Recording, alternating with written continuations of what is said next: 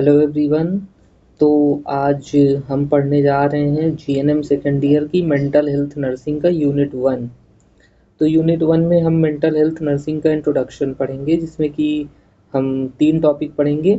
Introduction to mental health nursing, और दूसरा है मेंटल हेल्थ टीम, और तीसरा है mental hygiene and mental health.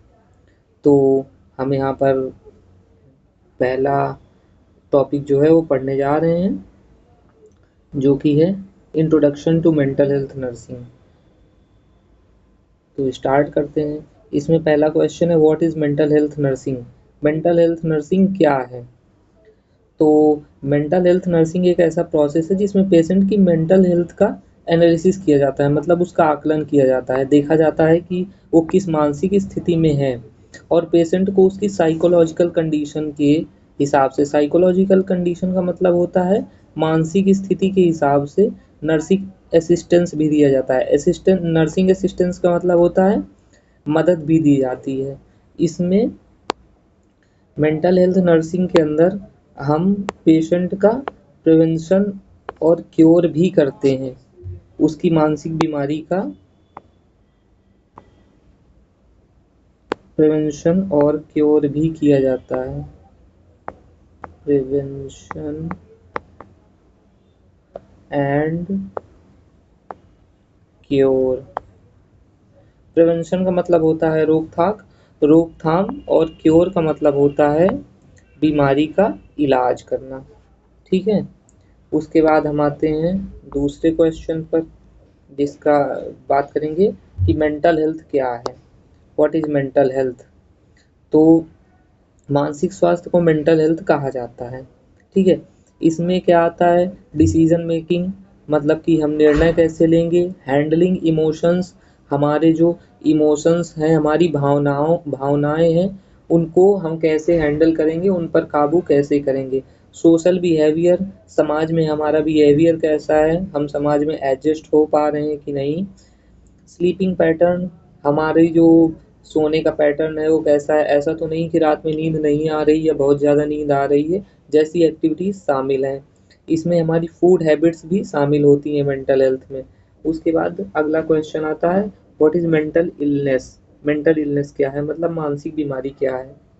Mental illness एक ऐसी कंडीशन है जिसमें पर्सन मेंटली इल बीमार हो जाता है, मतलब मानसिक रूप से व्यक्ति बीमार हो जाता है, जिसके कारण वह अपने डिसीजंस ठीक तरह से नहीं ले पाता है। डिसीजंस का मतलब होता है निर्णय, ठीक ठीक तरह से नहीं ले पाता है।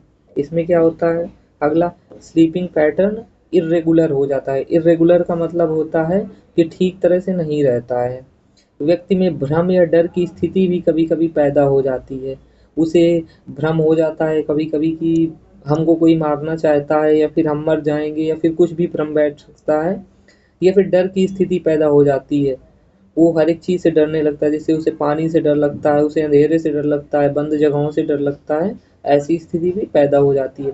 बेसिक एक्टिविटीज़, हमारी बेसिक एक्टिविटीज़ क्या होती हैं, जैसे कि नहाना, खाना, धोना। बेसिक का मतलब होता है मूलभूत, या बहुत कहा जाए तो ज़रूरी चीज़ें जो होती हैं उनको हम बेसिक कहते हैं। नहाना, धोना, खाना पीना आदि भी व्यक्ति ठीक तरह से नहीं कर पाता है जब वो मेंटली इल होता है। उसके बाद defence mechanism against mental illness. तो डिफेंस मैकेनिज्म का क्या होता है, डिफेंस का मतलब होता है रक्षा या बचाव।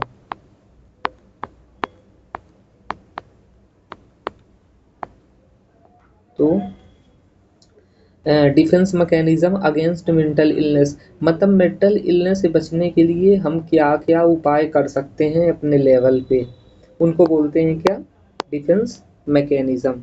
ठीक है। तो पहला क्या है, एक्टिंग आउट। एक्टिंग आउट का मतलब होता है कि, एक्टिंग का मतलब क्या होता है, अभिनय करना। जैसे कि हम बोलते हैं मूवी में एक्टिंग बहुत अच्छी थी, तो इसका मतलब क्या है कि मूवी में जो अभिनय था वो बहुत अच्छा था। तो वैसे ही कुछ हम मेंटल हेल्थ इलनेस से बचने के लिए एक्टिंग करते हैं। एक्टिंग में क्या करते हैं, हम जो कुछ, जैसे किसी को कुछ कह नहीं पाते कि हमें बात बुरी लगी है या अच्छी लगी है, तो उसको एक्टिंग करके, मतलब अपने एक्शंस के थ्रू हम व्यक्ति को समझा सकते हैं। अपने एक्शंस एक्शंस के थ्रू या एक्टिंग करके हम किसी दूसरे को समझा सकते हैं, उसको हम कहते हैं एक्टिंग आउट। दूसरा क्या आता है? दूसरा आता है अवॉइडेंस। अवॉइडेंस।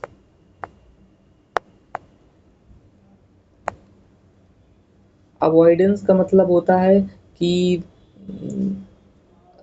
किसी को, जैसे हम बोलते हैं कि वो हमको अवॉइड कर रहा है, मतलब वो हमसे बच रहा है, तो इसको हम बोलते हैं बचाव प्रणाली या बचने की टेक्निक। ठीक है, बचाव प्रणाली। इस टेक्निक में क्या होता है, जो चीज़ हमको परेशान करती है हम उसको पूरी तरह से अवॉइड कर देते हैं। हम उसको क्या करते हैं, पूरी तरह से अवॉइड कर देते हैं, उससे हम बचते हैं। तो इसको हम बोलते हैं अवॉइडेंस टेक्निक। उसके बाद नेक्स्ट टेक्निक आती है कंपनसेशन। कंपनसेशन।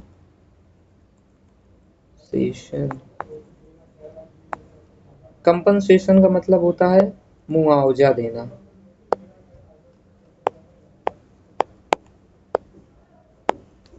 तो अब मेंटल हेल्थ नर्सिंग में कैसे मुआवजा देंगे?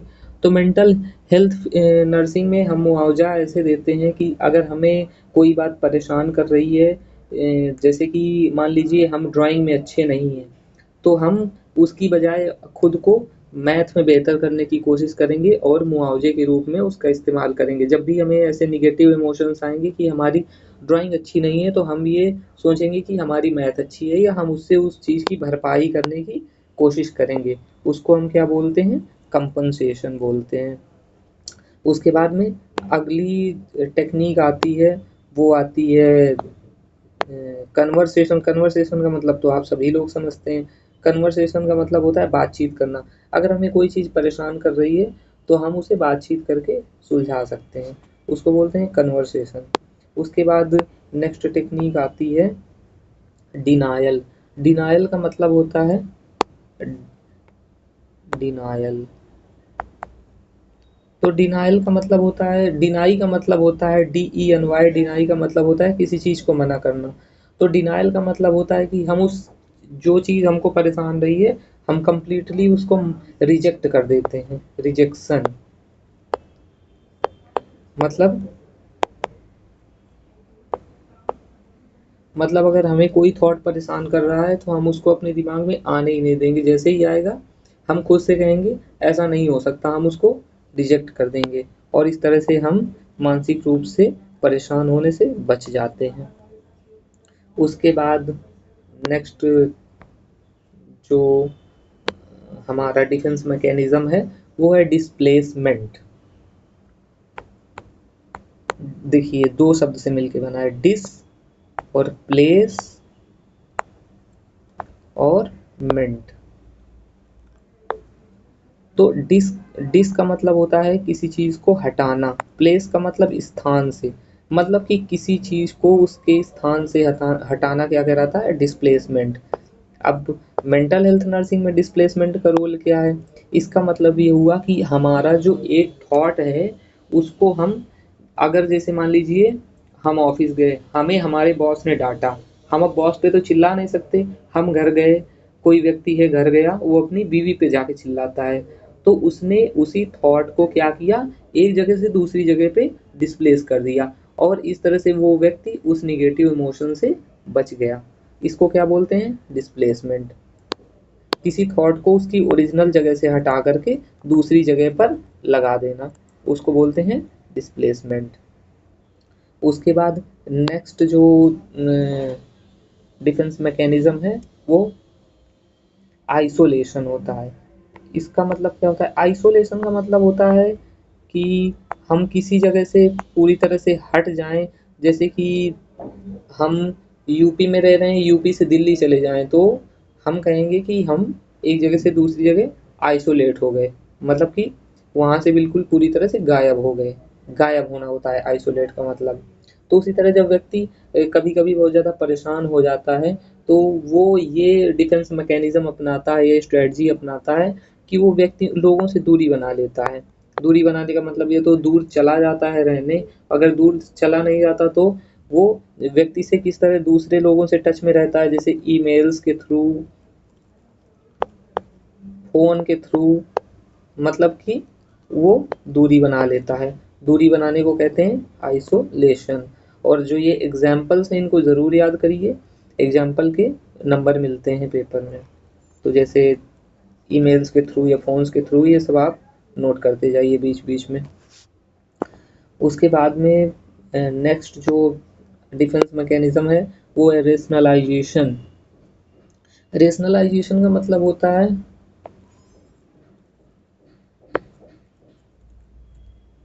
रेशनलाइजेशन रेशनलाइजेशन का मतलब होता है कि जैसे हम कोई काम कर रहे हैं लेकिन वो लोगों को पसंद नहीं आ रहा है। जैसे कि हमको ज़ोर ज़ोर से बात करना पसंद है, या हमको ज़्यादा देर तक सोना पसंद है, या हमको मतलब लोगों के साथ में बातचीत करना नहीं पसंद है, लेकिन वो सामाजिक रूप से सही नहीं है। लेकिन क्योंकि हम अपने आप को खुद के लिए एक डिफेंस मैकेनिज्म बनाना चाहते हैं, तो हम अपने लॉजिक देंगे उस बात के लिए कि नहीं, हम जो कर रहे हैं वो सही कर रहे हैं।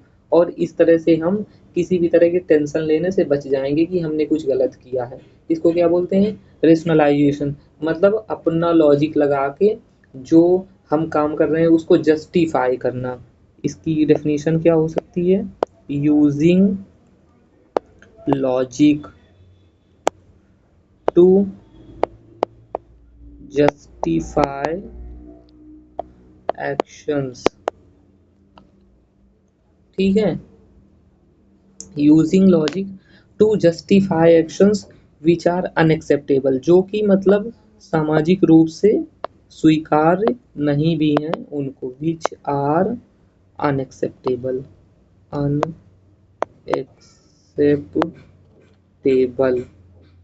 ठीक है, तो ये क्या हुआ, डेफिनेशन हुई रेशनलाइजेशन में। मतलब कि हम अपना लॉजिक यूज करके, यूजिंग लॉजिक टू जस्टिफाई, खुद की एक्शंस को हम जस्टिफाई करते हैं, विच आर अनएक्सेप्टेबल, जो कि एक्सेप्टेबल भी नहीं है, जो कि स्वीकार्य योग्य नहीं है।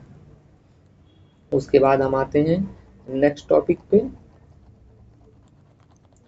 जो कि है undoing.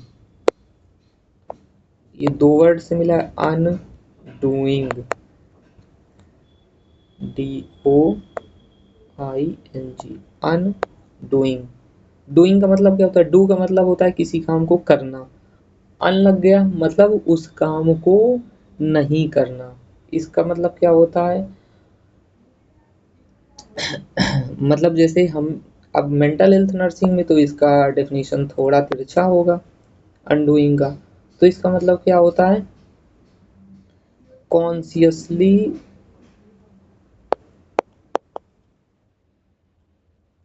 Doing an action to repent guilt, GUILT।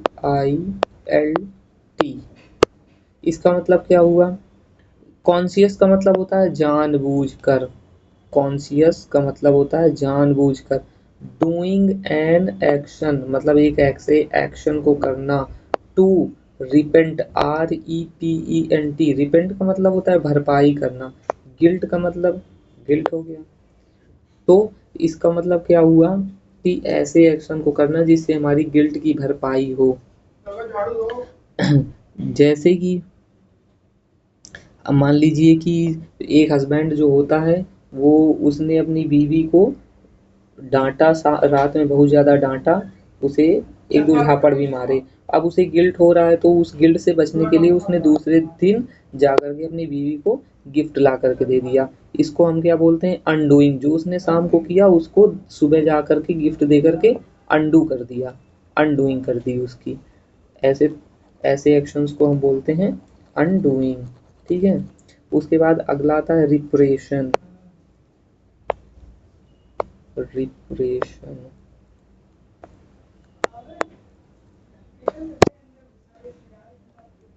Repression का मतलब होता है अनकॉन्शियसली फॉरगेटिंग, मतलब जानबूझकर नहीं, अनकॉन्शियसली फॉरगेटिंग। मतलब गलती से हमको भूल जाना। जैसे हम किसी अपने लव्ड वन का बर्थडे भूल गए, वो लव्ड वन कोई भी हो सकता है, हमारा बेटा हो सकता है, हमारी वाइफ हो सकती है, हमारी बहन हो सकती है। तो हम उसका जैसे मान लीजिए बर्थडे भूल गए तो उसको हम बोलेंगे क्या, रिप्रेशन। ठीक है। रिप्रेशन के साथ में एक डिफेंस मैकेनिज्म और है जो कि ऐड हो सकता है यहाँ पे, सप्रेशन। कौन सा हो सकता है, सप्रेशन। SUPPRESSION, suppression. सप्रेशन का मतलब क्या होता है, कॉन्सियसली फॉरगेटिंग।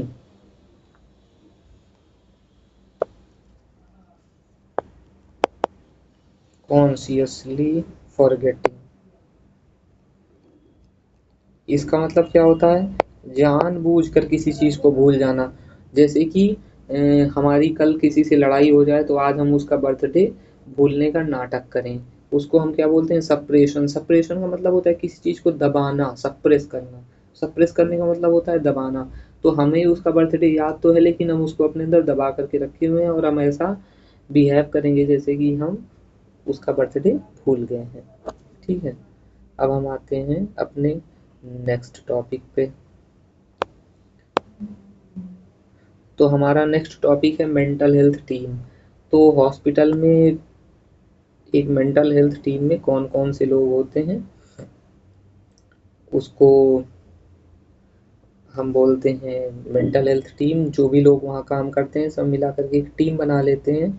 मतलब एक टीम की तरह ही हम हॉस्पिटल में काम कर सकते हैं, हम अकेले काम नहीं कर सकते।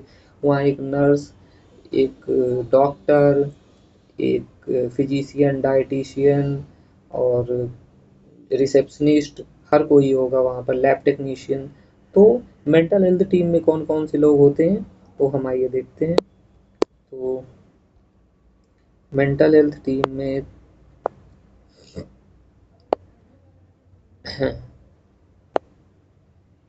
मेंटल हेल्थ टीम में सबसे पहले आता है साइकेट्रिस्ट।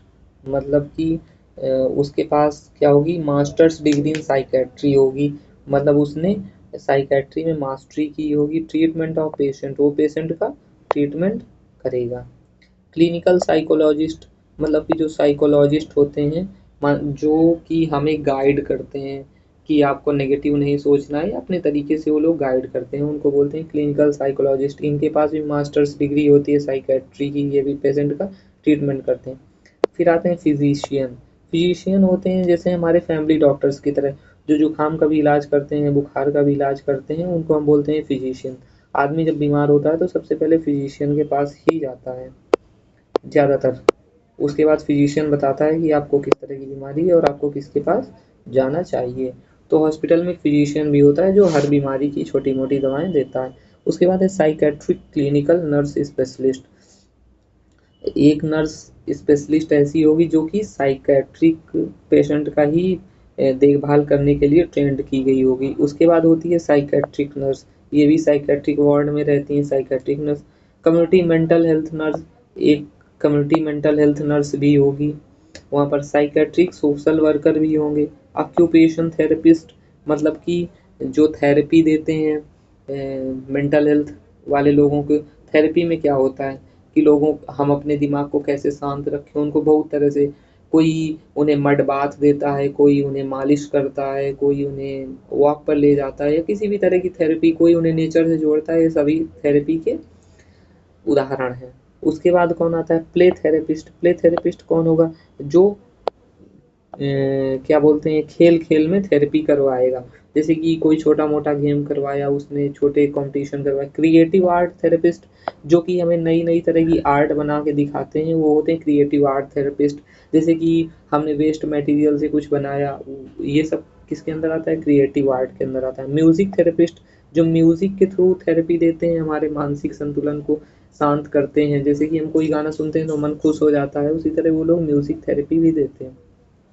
उसके बाद आता है टेक्निकल स्टाफ, जैसे कि हमारे एक्सरे करने वाले या फिर सीटी स्कैन करने वाले, लैब टेक्नीशियन, ये सब क्या होता है, हमारा टेक्निकल स्टाफ। उसके बाद होता है ईसीटी टेक्नीशियन। ईसीटी टेक्नीशियन होता है जो कि मेंटल हेल्थ टीम पेशेंट्स का चेकअप वगैरह करते हैं, जो टेक्नीशियन का काम ही करते हैं वही होते हैं ईसीटी टेक्नीशियन। उसके बाद आता है डाइटिशियन। डाइटिशियन होता है जो कि पेशेंट्स को कैसी डाइट लेना चाहिए खाने में क्या खाना चाहिए, किस चीज़ को अवॉइड करना चाहिए, वो सब बताते हैं, वो होते हैं डाइटिशियन। उसके बाद आता है क्लर्गीमैन। क्लर्गीमैन बोलते हैं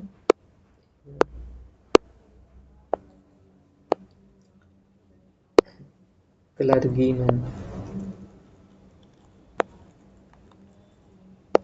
क्लर्गीमैन बोलते हैं पादरी को, चर्च के पादरी को क्लर्गीमैन बोलते हैं। तो ये कॉन्सेप्ट एक्चुअली इंग्लैंड और ब्रिटिश कंट्रीज़ का है, जहाँ पर ज़्यादातर क्रिश्चियंस लोग रहते हैं, कि वहाँ पर वो लोग एक पादरी को भी रखते हैं जो कि उन्हें धार्मिक टीचिंग्स जो होता है वो पढ़ाता है और अपने धर्म से जोड़ता है, और इस तरह से लोगों के अंदर पॉजिटिविटी आती है। जैसे कि हम लोग भी भागवत सुनते हैं या कथाओं से जुड़ते हैं, जिससे कि हमारे अंदर एक विश्वास पैदा होता है। उसी तरह यहाँ पर जो उसको चैपलिन भी बोलते हैं। चैपलिन की स्पेलिंग थोड़ी सी गलत है, यहाँ पर चैपलिन की स्पेलिंग होगी CHAPLIN। ठीक है, तो हमारा दूसरा टॉपिक भी खत्म हो गया। हम चलते हैं अपने नेक्स्ट टॉपिक की ओर। तो हमारा नेक्स्ट टॉपिक होगा mental hygiene and mental health. ठीक है, क्या होगा हमारा next topic? Mental hygiene and mental health. तो हम इसमें सबसे पहले पढ़ने जा रहे हैं मेंटल हाइजीन। तो चलिए शुरू करते हैं। मेंटल हाइजीन ऐसे स्टेप्स या मेजर्स होते हैं, स्टेप्स को ही मेजर्स कहा जाता है। मेजर्स होते हैं जिनके द्वारा खुद को या किसी व्यक्ति को मेंटल इलनेस से बचाया जा सकता है। ठीक है, अब इसमें मेंटल हेल्थ को प्रमोट करने के लिए प्रिवेंशन एंड अर्ली ट्रीटमेंट को फॉलो किया जाता है। मतलब मेंटल हाइजीन के अंदर किसी मानसिक बीमारी से बचने के लिए या फिर मेंटल हेल्थ को प्रमोट करने के लिए, मेंटल हेल्थ को बढ़ावा देने के लिए prevention and early treatment. Prevention का मतलब होता है किसी चीज़ से बचाव करना। अर्ली ट्रीटमेंट मतलब अगर बचाव नहीं हो पाया, बीमारी आ गई, तो उसका अर्ली ट्रीटमेंट, जल्दी ट्रीटमेंट करेंगे, को फॉलो किया जाता है। ठीक है, उसके बाद प्रिंसिपल्स ऑफ मेंटल हाइजीन क्या होते हैं, हम किस तरह से अपने मेंटल हाइजीन को बरकरार रख सकते हैं। तो इसमें पहला है principle of leading happy life. मतलब कि हमें हमेशा खुश रहना चाहिए, पॉजिटिव रहना चाहिए। प्रिंस दूसरा क्या है? Principle of prevention. प्रिवेंशन का मतलब होता है बचाव। हमें ऐसी चीज़ों से बचना चाहिए जो कि हमें स्ट्रेस या दुख देती हैं, ऐसी चीज़ों से बचना चाहिए। तीसरा है प्रिंसिपल ऑफ प्रिजर्वेशन। प्रिजर्वेशन का मतलब भी एक तरह से बचाव होता है, हम खुद को ऐसी चीज़ों से बचा कर रखें जो कि हमें स्ट्रेस देती हैं। और उसके बाद प्रिंसिपल ऑफ क्यूरेटिव मेजर्स, हम कुछ ऐसे अपनी ज़िंदगी में मेजर्स, मेजर्स का मतलब होता है स्टेप्स लें जिनसे कि हमें स्ट्रेस ना हो। जैसे कि अगर हमें, जैसे किसी को सुबह काम पर जाने के टाइम बहुत ज़्यादा स्ट्रेस बढ़ जाता है, बीपी बढ़ जाता है, उनका सामान नहीं मिलता है, उनकी घबराहट बढ़ जाती है, तो ऐसे लोगों को चाहिए कि वो शाम को अपनी तैयारी करके रखें और सुबह उठ करके सीधे चले जाएँ। तो कुछ ऐसे स्टेप्स जो कि हम छोटे-छोटे अपने डेली लाइफ में कर सकते हैं। जैसे कि कुछ लोगों को काम को कल पर टालने रहने की आदत रहती है, जैसे कि उन्हें फाइल बनाना है या होमवर्क कंप्लीट करना है, जब लास्ट दिन आ जाता है तो वो लोग बैठ के पूरे दिन वही करते हैं, और इस तरह से वो खुद भी स्ट्रेस में जाते हैं, अपना हेल्थ खराब करते हैं। उसके बाद principle of balanced development of personality. Balance का मतलब क्या होता है? किसी चीज़ में संतुलन बनाए रखना। डेवलपमेंट का मतलब होता है विकास। पर्सनैलिटी का मतलब व्यक्तित्व, मतलब कि संतुलित व्यक्तित्व का विकास। इसका मतलब क्या हुआ कि हम अपने व्यक्तित्व को ऐसा बनाएं कि हम बहुत ज़्यादा गुस्सा नहीं हो, कभी बहुत ज़्यादा स्ट्रेस नहीं लें, तुरंत हमें टेंशन नहीं होनी चाहिए। उसके बाद क्या है? What is mental health? Mental health की एक डेफिनेशन आपको बताई जा चुकी है। अगर आपको और प्रॉपर डेफिनेशन इंग्लिश में चाहिए तो ये है, an adjustment of human beings to the world and to each other with maximum of effectiveness and happiness. An adjustment of human beings मतलब कि ह्यूमन बींग्स का एडजस्ट होना।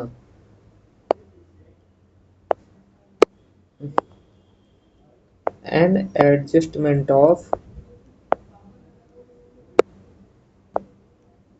Human beings to the world. Human beings का दुनिया के साथ adjust होना, and to each other और एक दूसरे के साथ एडजस्ट होना। कैसे? मैक्सिमम ऑफ इफेक्टिवनेस, मतलब ज़्यादा से ज़्यादा संभावनाओं के साथ और खुशी के साथ, मतलब तालमेल बिठाकर मनुष्यों का दुनिया और एक दूसरे के साथ ज़्यादा तालमेल बिठाकर रहना, खुशी के साथ रहना, ये क्या कहलाता है? Mental health. Indication of mental health क्या हो सकते हैं? तो अगर हम मेंटली हेल्दी हैं तो हम कैसे बिहेव करेंगे? A positive attitude towards self, मतलब हमारा जो एटीट्यूड होगा खुद के लिए वो कैसा होगा? बहुत ज़्यादा पॉजिटिव होगा। ऑटोनॉमी, मतलब हम सेल्फ सफिशिएंट होंगे, हम अपना काम खुद से कर पाएंगे, हमको किसी की ज़्यादा ज़रूरत नहीं पड़ेगी। परसेप्शन ऑफ रियलिटी, मतलब हम हकीकत से हमेशा वाकिफ़ रहेंगे, ऐसा नहीं कि हम ख्यालों की दुनिया में जी रहे हैं। इन्वायरमेंटल मास्टरी, इन्वायरमेंट का मतलब क्या होता है? हमारे आसपास का वातावरण। वातावरण से मतलब केवल धूप गर्मी बरसात से नहीं है, यहाँ वातावरण से मतलब है हमारे आसपास के लोग कैसा माहौल बना करके रख रहे हैं। अगर वो लोग बहुत नेगेटिव भी हैं तो भी हम उसमें मास्टरी करेंगे। मास्टरी का मतलब होता है हम उनसे बच निकलने की तरकीबें जानते हैं। अगर ज़्यादा नेगेटिव इमोशंस हैं उसके बीच में भी हम अपने आप को काम और कंपोज्ड रखने की कोशिश करेंगे। इंटीग्रेशन का मतलब होता है सभी से जुड़ाव, हम सभी से जुड़ाव बना करके रखेंगे, अकेले नहीं रहेंगे। ज़्यादातर अकेले रहने से ज़्यादा बीमारियां आती हैं, तो हम यही कोशिश करेंगे कि हम सबसे जुड़ाव बना करके रखें। उसके बाद क्या है? Warning science of poor mental health, मतलब कि अगर हमारी मेंटल हेल्थ खराब हो रही है तो उसके वार्निंग साइंस क्या होते हैं?